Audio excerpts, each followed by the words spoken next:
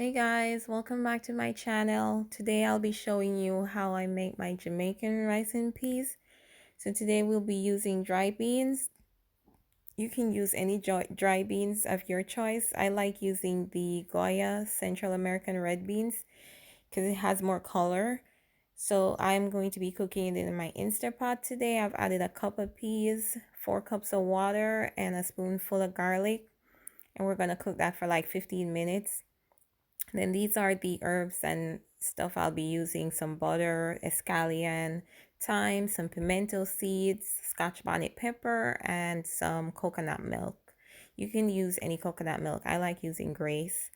So then we're going to transfer this to a regular pot after it's been cooked. We're going to add all the spices, the butter, and the milk. I added like a quarter teaspoon of salt, and you can use more or less depending on your taste. And then we're just going to let these herbs boil for a little, about 5 minutes, until they marry.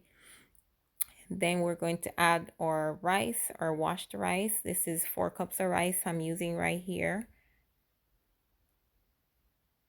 And then we're just going to stir that around a little. I like to not use a lot of liquid because it's better to use less liquid, because you can always add more towards the end. But if you put too much liquid in there, then you can't take it out once the rice absorb it.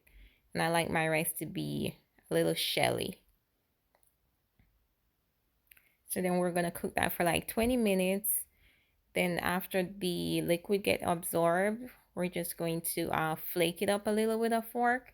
And then I'm going to cover it on low heat to let it steam for another 10 to 15 minutes on really low heat, because you don't want to burn the bottom of your rice.